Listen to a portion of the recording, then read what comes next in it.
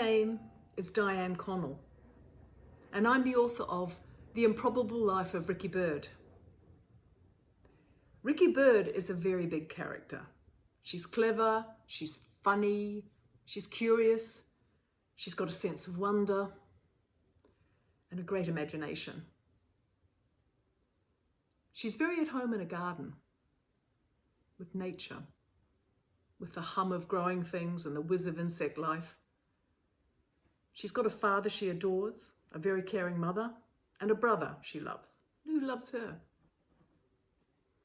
But one summer, everything that defines her, that supports her, that protects her, is stripped away from her.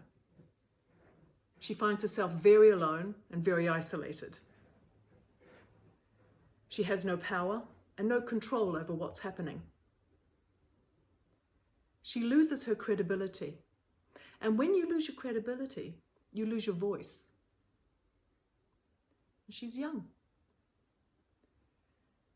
But what Ricky does have is a gift for storytelling.